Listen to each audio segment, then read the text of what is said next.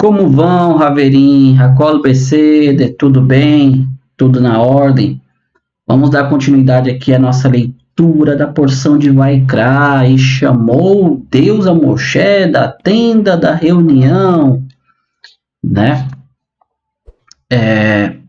Então, ontem, na quarta porção, ali na quarta parte da porção, nós vimos um pouquinho do que eram as oferendas de paz, né? A Shilamim Korban, né?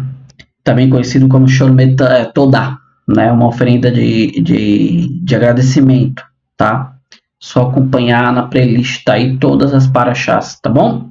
Hoje nós vamos estar fazendo aqui a leitura da quinta parte e finalmente vamos entrar no tão aguardada oferenda de pecado.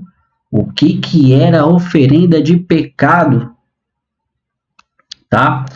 Vamos fazer assim, vamos fazer uma leitura, tá? Eu gostaria de fazer a leitura versículo por versículo explicando, só que o que acontece? Ela repete muito, tá? Então eu vou ler aqui e vocês vão entender. Então nós vamos ler tudo, aí nós pegamos e explicamos geral o contexto, tá bom?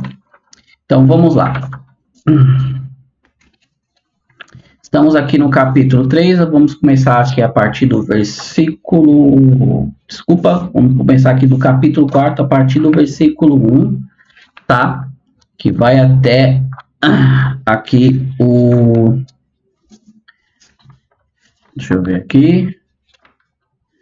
Vai até o versículo 26 aqui, tá bom? Então vamos lá, nós temos aí 26 versículos para estar lendo, tá? E assim terminar, nós explanamos aqui o significado, o que era tão famosa oferenda, o sacrifício de pecado. Vamos lá. Então diz assim, o primeiro versículo, né?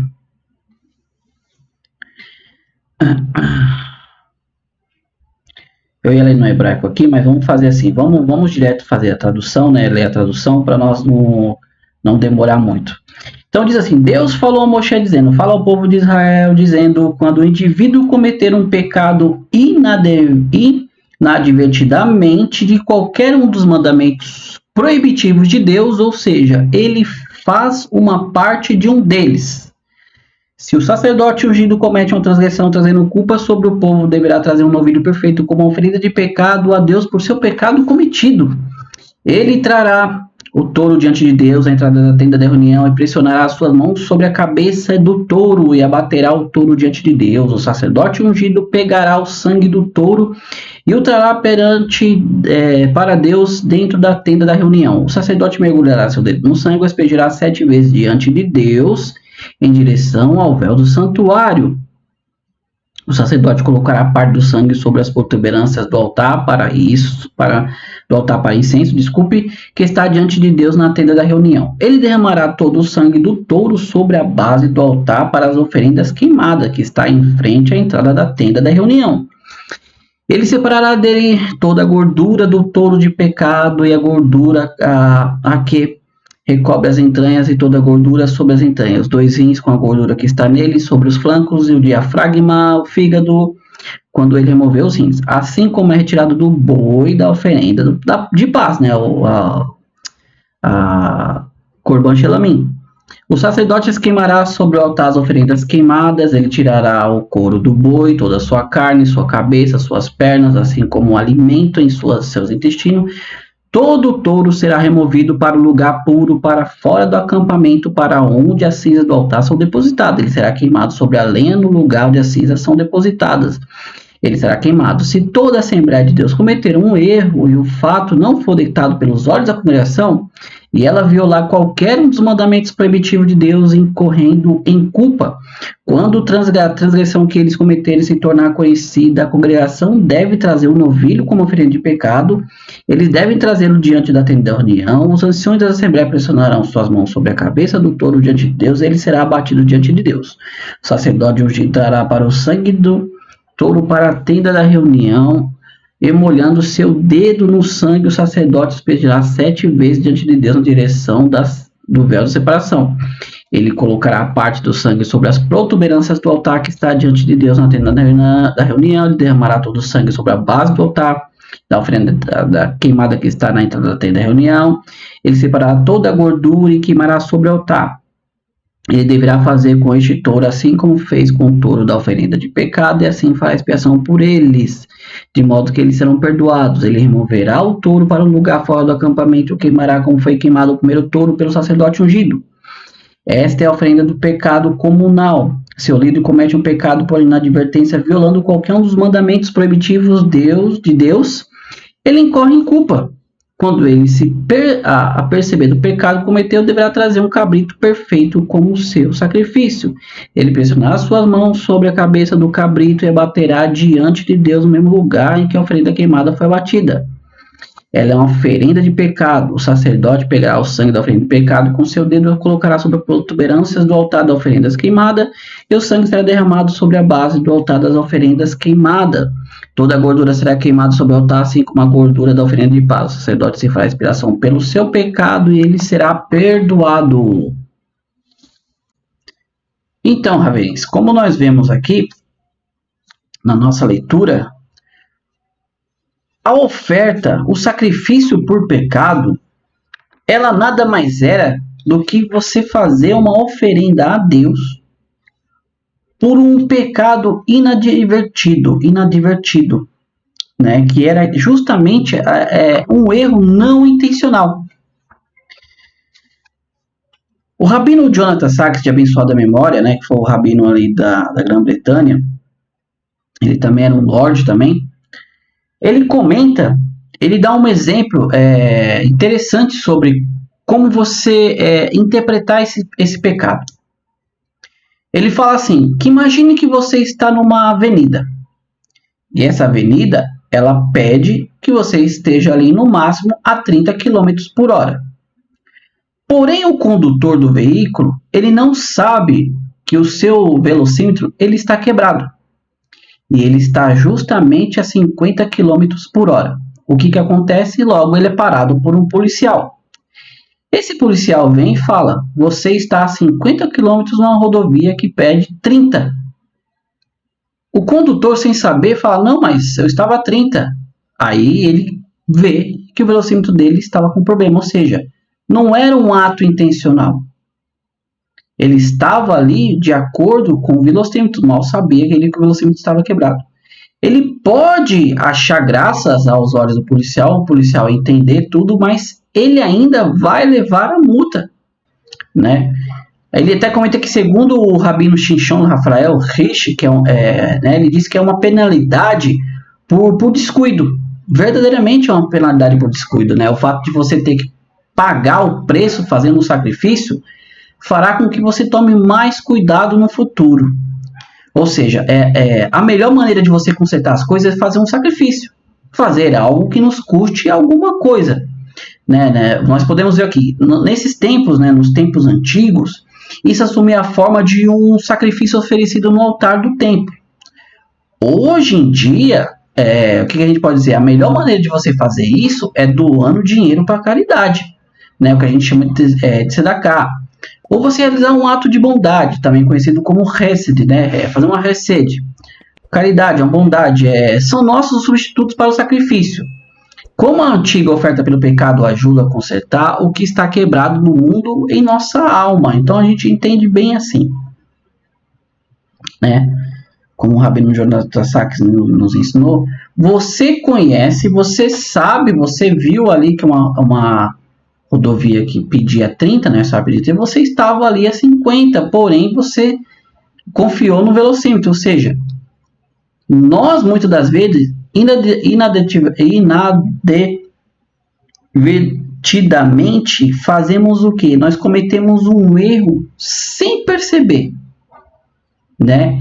Então, aqui a gente já tira toda essa questão dessa, vamos dizer assim, essa falácia, esse mito da questão do pecado, que a pessoa era morta, que não sei o quê. Amigos, entendamos bem. Tem um profundo aqui que muitas das vezes eu falo que você só vai entender se você ler, tá? Nós vemos que nós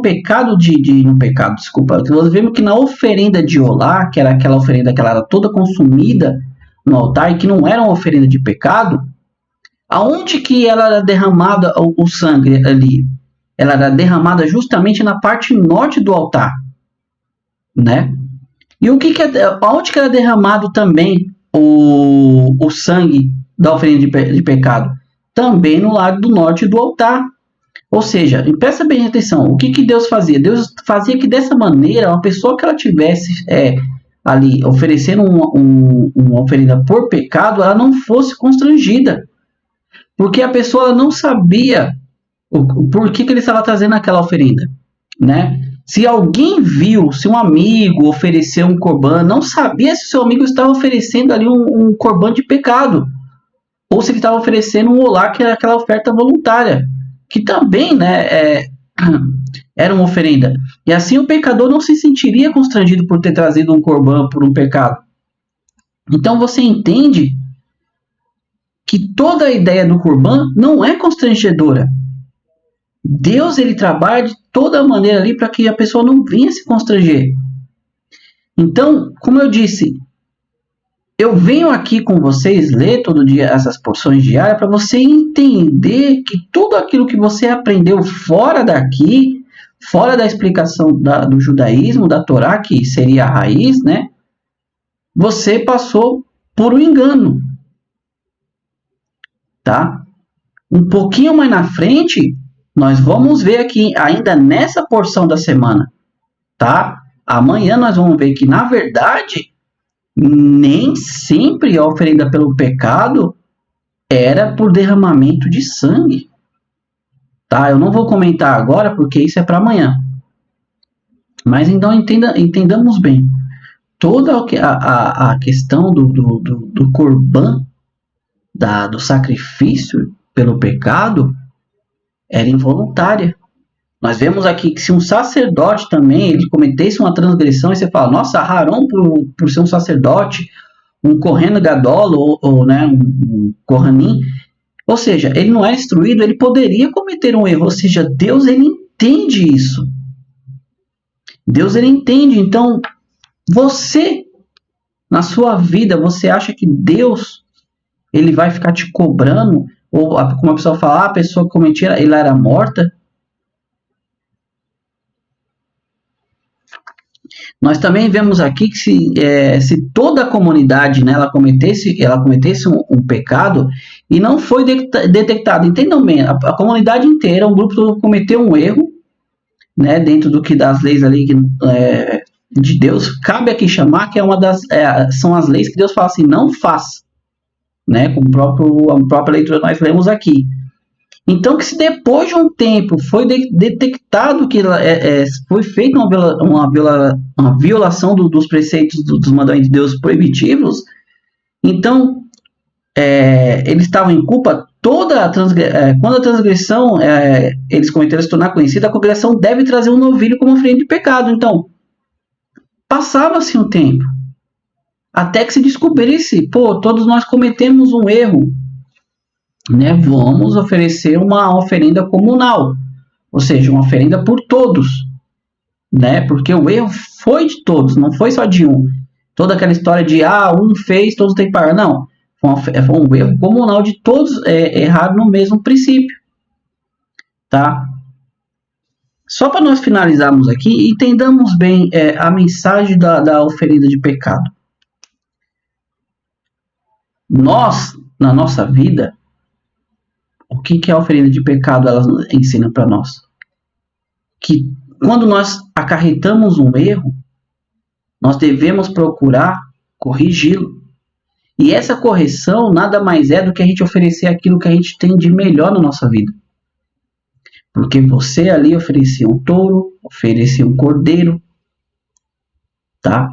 Pelo aquele pecado, você oferecia aquilo que você tinha de mais valor. Nós sabemos, eu já falei aqui repetidamente, que quem tinha rebanho, quem tinha gados, eram pessoas que eram abastadas financeiramente. Então você vai tirar da parte dali e vai oferecer a Deus pelo aquele erro cometido que você não sabia. Tá bom? Então um pouquinho mais na frente nós vamos a entender melhor essa questão também, que não era só em relação a derramamento de sangue, que era o perdão por pecado, por pecado, tá bom?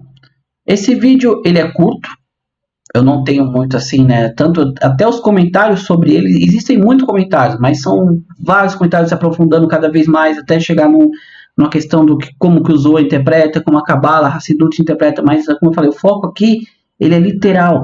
A gente até comenta sobre aqui.